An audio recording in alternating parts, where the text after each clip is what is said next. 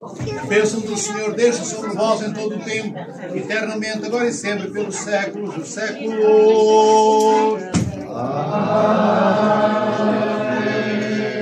Amém.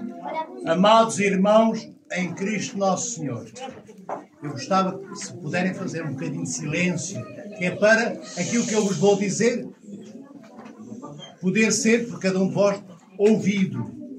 Entendem?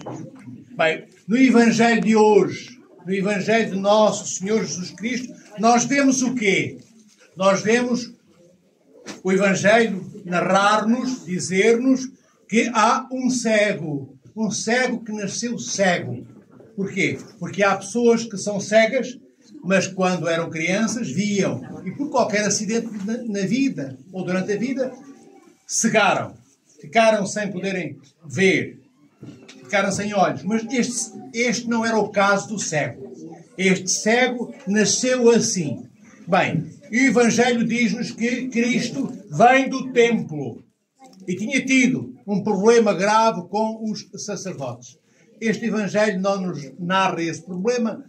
É uma outra perícope do Evangelho, mas não importa isso hoje. Importa que o Senhor sai do templo. O Senhor sai do templo. Meninos e crianças pequeninas, agora falem baixinho, senão eu não consigo falar convosco, filhos. As crianças podem ir brincar lá para fora ou podem ficar cá dentro, mas se ficarem aqui, ficam caladinhas, está bem? Depois já vão brincar.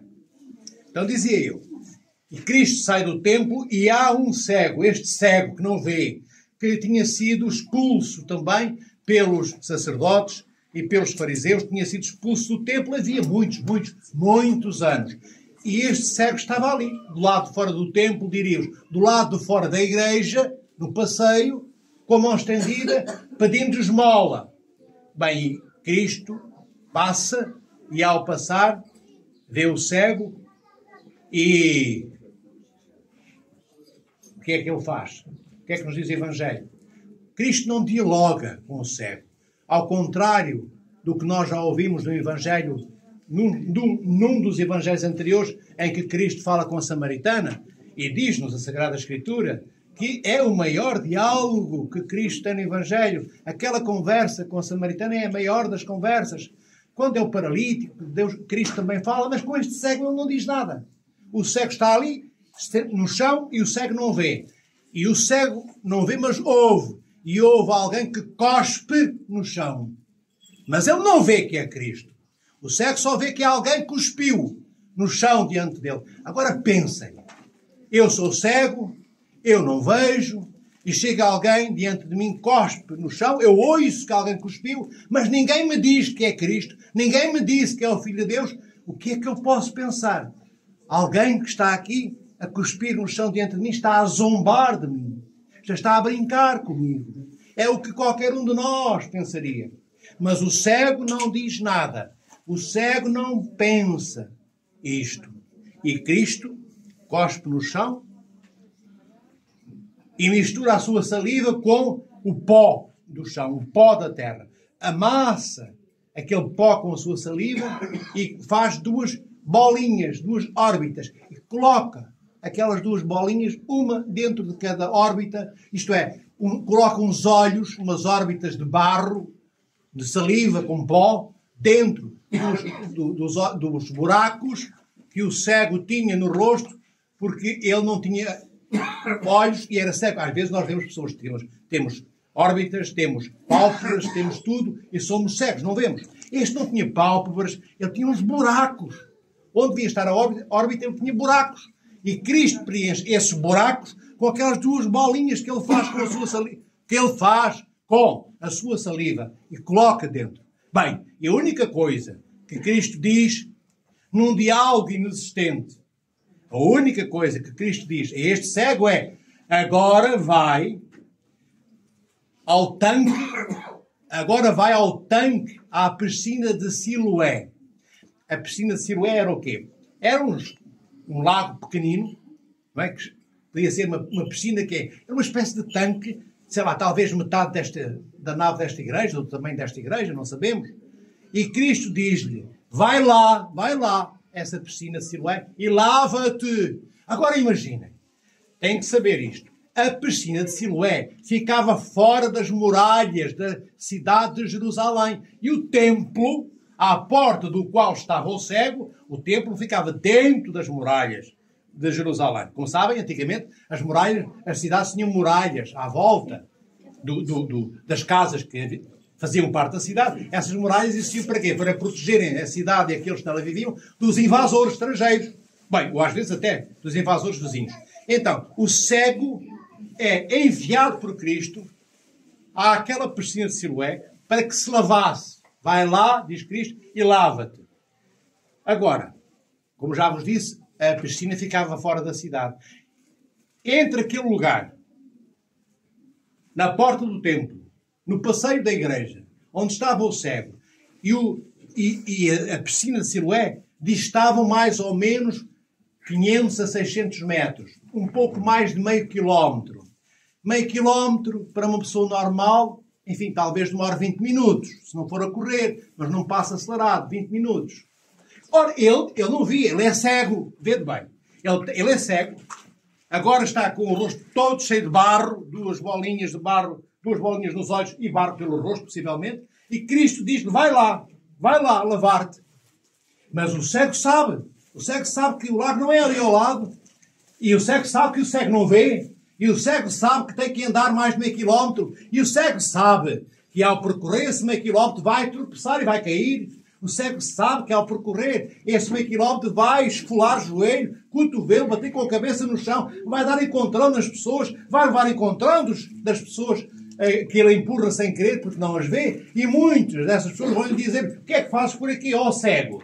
Em vez de estar sentado, tu não vês e andas aos encontrões, andas a esbarrar connosco. Certamente que o cego, durante este percurso, cerca de 20 minutos ou meia hora, para fazer aqueles mais de 500 metros do templo até à piscina de Siloé, certamente que o cego ouviu imprecações, ouviu impropérios. O que é que quer dizer imprecações e impropérios? Foi insultado. Gozaram na cara dele. Trataram-no mal. Se calhar alguém o maltratou mesmo muito. E certamente que ele percorreu aquele caminho cambaleando, levantando-se agora, caindo depois, mas ele tinha o objetivo, amados irmãos e irmãs. Qual era o objetivo? Um objetivo de certeza? Ele tinha um objetivo de garantia dada? Não tinha. Ele não tinha certeza nenhuma do que ia acontecer quando ele fosse lavar o rosto na piscina de Siloé. E porquê é que ele não podia ter? Porque o Evangelho diz-nos que ele não podia ter garantia nenhuma que ia ser curado. Porquê? Porque Cristo não lhe diz, como diz ao paralítico, como diz a outros, aos endemoniados e a tantos outros que Cristo cura.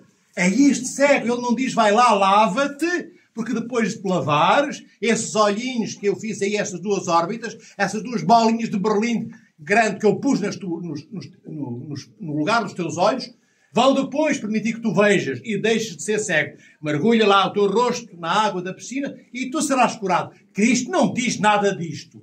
Cristo só diz, agora levanta-te e vai e lava o rosto. Só isto. O cego vai lá só com isto, amados irmãos e irmãs. Ou seja, ele vai lá com a esperança que Cristo lhe pede que ele tenha. Mas nós ouvimos Cristo pedir ao cego em alguma parte deste Evangelho que ele tenha esperança? Não.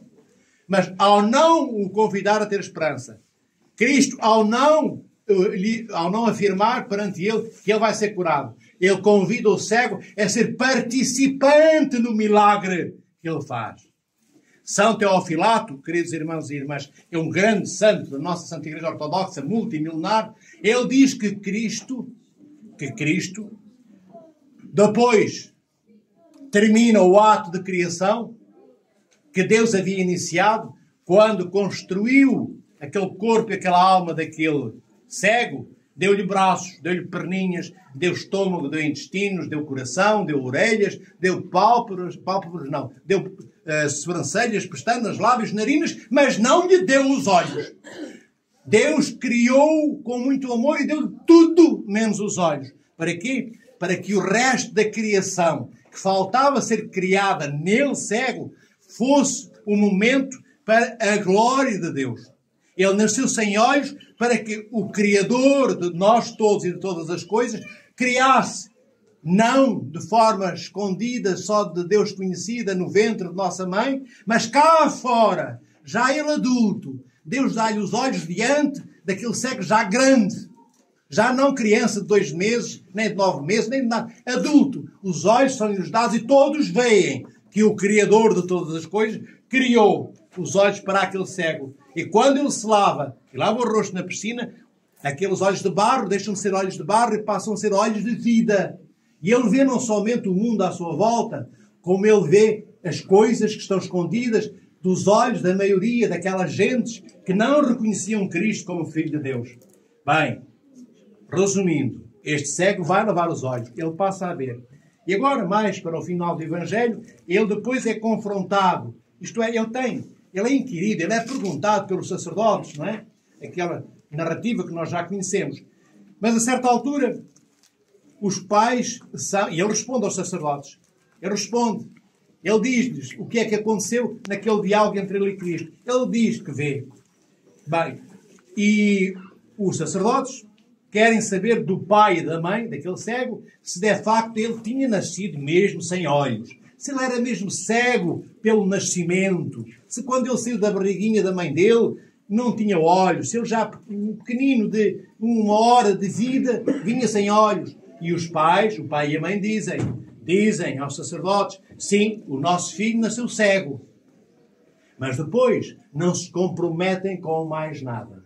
Quando os sacerdotes lhe perguntam se ela tinha a certeza quem era aquele homem que curou o filho, o que é que ela diz? Olha, perguntai, senhores sacerdotes, senhores padres, perguntai ao nosso filho, que ele é adulto, ele sabe muito bem o que é que há de responder. E porquê é que estes pais não disseram a verdade, queridos irmãos e irmãs? Porque não quiseram perder o conforto das suas vidas. Fizeram que nós, na nossa vida, tantas vezes nós fazemos, também não queremos perder o nosso conforto. O que é o nosso conforto? São os nossos privilégios. Quais eram os privilégios deste pai e desta mãe? É que se eles respondessem aos sacerdotes que sabiam que aquele homem que curou o seu filho, que sabiam que aquele homem que fez o milagre era Cristo, que era o Filho de Deus, que era o Messias, os sacerdotes expulsariam da sinagoga aqueles 2 pais. E quem era expulso da sinagoga, isto é, entre aspas, para perceberes, quem fosse expulso da igreja, como hoje, não tinha mais a possibilidade de ter uma vida tranquila. Ninguém podia falar mais com ele. E eles não podiam, aqueles que eram expulsos da sinagoga, não podiam falar com ninguém. Não tinham trabalho.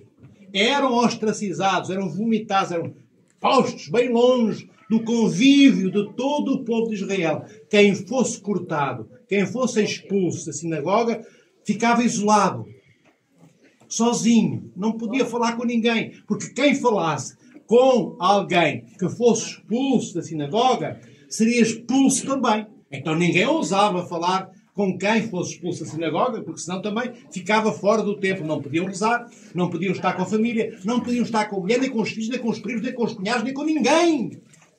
Até ao fim da vida. Então este pai e esta mãe não querem lá comprometer-se. Eles sabiam muito bem que Cristo era o Filho de Deus.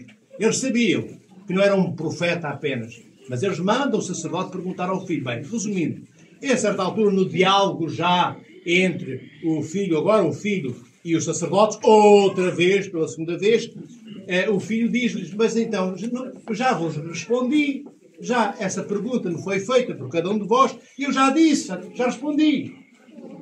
Quereis vós também, diz o filho, este cego, este filho daqueles pais que não quiseram assumir a responsabilidade por ele. Diz ele aos sacerdotes, quereis vós também seres discípulos deste que me curou, de Cristo? E eles, claro, revoltam-se e dizem que não é? De forma alguma, maltratam o cego. Isto, sem me alongar muito mais, sem contar o resto da história que o Evangelho já contou, só para vos dizer, queridos, amados irmãos e irmãs, da mesma forma que o cego vai apenas para a piscina Siloé, fundamentado na esperança, numa esperança que o mundo diria que é muito pequenina, porque Cristo não lhe deu certezas nem garantias de que ele seria curado. Nós também, queridos irmãos e irmãs, muitas vezes temos uma esperança minúscula, e por ser tão pequenina, nós achamos que não vale a pena agarrarmos aquele pedacinho, diremos nós, insignificante, porque queremos uma esperança grande. Uma esperança que, como um ecrã gigante de televisão, que nos anuncie já a garantia do que vamos ter, que nos dê já certezas de que tudo vai correr bem. Então nós rejeitamos as pequeninas esperanças que Deus semeia no caminho que Ele pavimenta, para sobre o qual nós podemos percorrer essa estrada de luz ao encontro de Cristo. E este cego fez isso. A esperança era pequenina. Ele só tinha aquelas palavras, vai lá, disse Cristo, e lava o rosto. Mas lá dentro, sozinho, levando bufetada daqui, caindo e matando os joelhos no chão, esfolando até ao osso, ficando sem pele, ele vai andando. Ele vai andando e vai se aproximando da piscina com aquela esperança, como eu disse, diminuta. Mas pensa, o Senhor pode curar-me. Certamente ele não é um homem qualquer. Ele disse para eu ir. Ele sabe que eu sou cego. Ele sabe como está a ser difícil esta caminhada. Eu sou cego e caio pelo caminho e maltrata-me. Levanto-me e caio. Até chegar lá eu vou cair 100, 200 vezes. Vou ficar todo esfolado, todo magoado. Certamente que o cego pensou isto, mas não deixou de ir. Como nós, queridos irmãos e irmãs, ao longo da nossa vida. Quantas vezes a vida nos é macabramente difícil. E nós saímos também magoados, também caímos hoje, caímos amanhã, esfolamos os joelhos, esfolamos os braços, esfolamos a alma, esfolamos o coração, porque às vezes somos abandonados até pelos filhos que cresceram, já não querem saber mais dos pais e das mães.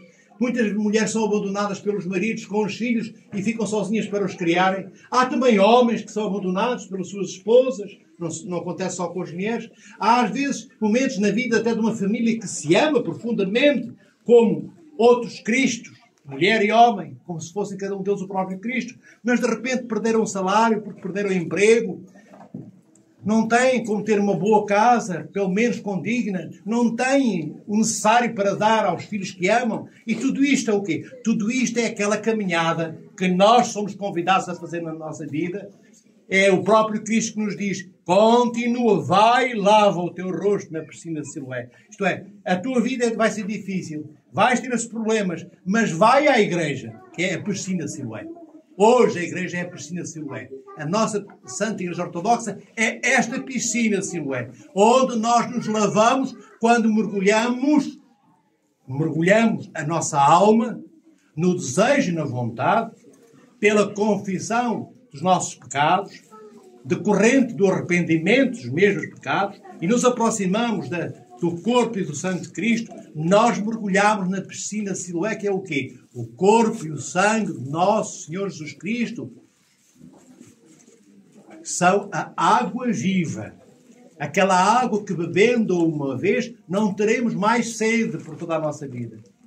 Nós saímos da igreja depois de comungarmos ao corpo e o sangue de Cristo com uma alma renovada, como este cego que não tinha órbitas e passou nas órbitas de barro postas naqueles buracos por Cristo a ter olhos de verdade, a ver o que ele não via e para além das coisas que ele não via. Nós também, quando por amor, o amor só pode brotar de sacrifício. Este sacrifício traz-nos ao arrependimento dos nossos pecados. O que é que são os nossos pecados? São as coisas erradas que nós fazemos, são as coisas tristes, pobres, miseráveis que nós vivemos na nossa vida, quando não perdoamos aos nossos irmãos, quando os criticamos, quando os iludimos, quando lhes mentimos, quando os roubamos, quando não nos preocupamos com eles, quando eles não vêm à igreja durante 3 semanas ou um mês e nós não telefonamos a saber porque é que eles não vieram, se estão doentes, se não estão bem de saúde, mas não têm dinheiro para vir, se precisam que eu vá lá com o meu carro à casa deles buscá-los, se precisam de 1 quilo de arroz ou de um saco de batatas para comerem.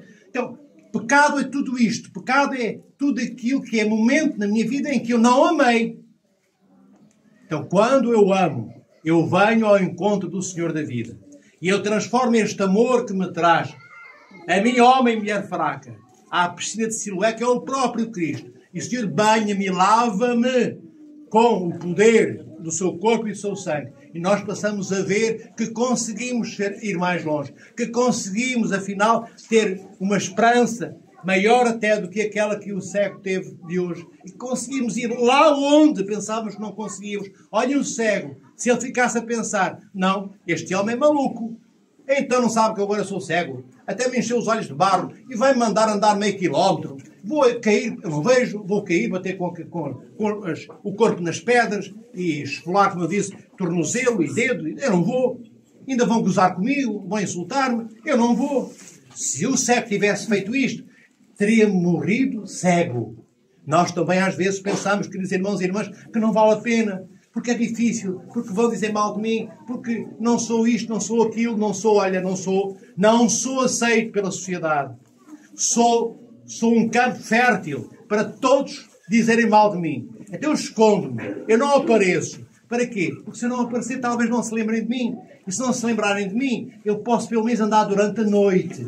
Porque durante a noite ninguém me vê e ninguém me insulta. Porque não veem que eu vou durante a noite andando pela agonia e pela dor do sofrimento da minha vida. Quantos de nós, amados irmãos e irmãs, à luz do dia, não andamos na escuridão total? E não estou a falar daqueles que pecam, que são pecadores extremos. Estou a falar até daqueles e daquelas que têm a bondade de Cristo no seu coração. Mas andam à luz do dia, invisíveis, ninguém os quer ver, porque são belos no seu coração e na sua alma, mas são pobres de bens materiais.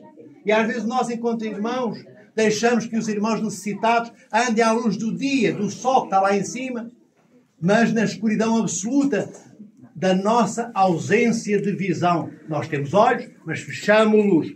Não os abrimos para que passe dentro de nós um irmão e se alguém perguntar, tu viste o António que passou hoje aqui? Não. Claro que não, eu fechei os olhos. Mas ele passou.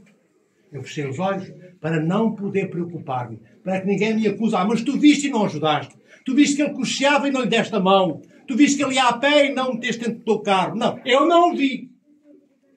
Quando eu não vejo, penso eu, não é? Ninguém me pode acusar de nada. Não, realmente ninguém me acusa de nada. Nem Cristo me acusará. No dia do juízo final, Cristo vai ver que eu próprio lhe vou dizer, porque Cristo não se pode mentir, eu vou dizer, Senhor, eu fechei os olhos. Eu neguei o meu amor fraterno àqueles meus irmãos que precisavam. Nós vamos dizer isso no dia do juízo final. Não há como mentir diante de Cristo. E, amados irmãos e irmãs, e o Senhor que quer que todos nós nos salvemos, porque Cristo não quer salvar alguns. Cristo quer salvar a todos e a todas nós. Mas nós temos que crer. Entendem? Bem, e Ele vai ver que nós não quisemos. Então, terminando.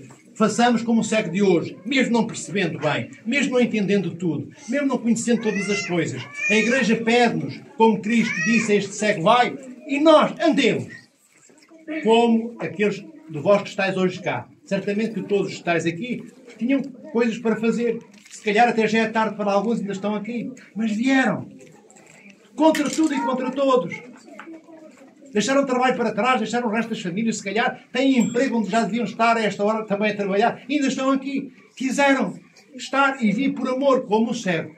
Foi à piscina de Siloé. Então que o Senhor vos proteja, guarde e anime e dê força e vida ao longo de todas as vossas vidas. Obrigado, Helena, por, do alto dos teus pequeninos anos, eles são longos no comprimento, mas são pequeninos, são infantes, são jovens nesse sorriso bonito que tu nos dás. Que Deus te proteja ainda por muitos e muitos anos, te dê muita saúde, e a toda esta comunidade linda, e a toda ela cristológica, em cada um deles está o amor de Cristo. E tu és esse motor de arranque, como se fosse 50 anos atrás, nesta igreja, na altura pequenina, hoje bem maior. Então que o Senhor te proteja e guarde. Agradeço também a todos vós o amor que vos trouxe até aqui. Agradeço ao Senhor Arcebispo Paulo, vosso pastor, amado e vosso bispo, pelo carinho, pelo trabalho, pela dedicação e pelo Pai que Ele é, junto de todos vós. Vós sabeis que, seja às 3 da manhã, tenha casa ou durma no meio da relva aí, de papo para o ar. Ele não deixa de ser pastor, nem arcebispo, e continua a ser o vosso bispo. Igreja, lembram-se, há muitos anos eu disse que igreja não é o templo de pedra. Ele é preciso. Não é? Vós também tendes um apartamento, uma vivenda para os vossos filhos. Mas se perderes o apartamento e não têm mais vivenda, pegam o quê? Nos vossos filhos e ficam na rua. Mas a família está ali. A família está na rua. Mas está lá a família. A família não morreu só porque perdemos o apartamento. Connosco também assim é. até lá fora, em cima da relva, se estivermos numa mesa onde ponhamos o Antimension e o Evangeliário, e tudo o resto da liturgia se faz. Mas se pudermos pedir a Deus que nos permita termos este templo lindo e outros até maiores e mais belos, porque não? Quem não gosta de receber, não é, na sua casa, uma casa bela, aqueles que ama. Nós também. Então, ao Sr. Arcebispo Teodoro, que veio comigo lá de cima, não sei de onde, lá do... Como é que é? Acima dos Lisboa, lá do mosteiro. Não é? Obrigado por estar connosco também. Aos senhores padres que vieram, enfim, daquelas paragens de Lisboa, de Caldas da Rainha, de Cascais, não sei, dessas paragens que não são por Timão, que vieram de 300 km de longura, não bem-haja por... Eu sei que estão aqui por amor. Eles não vieram para almoçar, filho. Graças a Deus eu conheço, eles têm comida. Então vieram para almoçar convosco, agora, mas antes para comungarem ao corpo e ao sangue de Cristo, com aqueles que eles amam, os padres, os bispos e diáconos, que sois vós. E agora que partilhamos o alimento da alma, que é o corpo e o sangue de Cristo, vamos partilhar o alimento do corpo, que é a comidinha lá fora, com todos. Que Deus vos ame, como vós vos amais uns aos outros. E se puderdes ainda um dia amar-vos mais, Deus também vos dará essa força. Para que todos sejamos santos, como Cristo é santo. Como a sua Mãe de Deus que nós veneramos. A Cristo nós adoramos. A Mãe de Deus nós veneramos. Então, sejamos santos, como Maria é santa. Ela foi a primeira a ser aquilo que nós somos chamados a ser. E é isto que o vosso pastor, São Dom Paulo, vos diz. Então, Cristo ressuscitou. É verdade, ressuscitou. Mas cresce. Por isso, Cristo está enviado.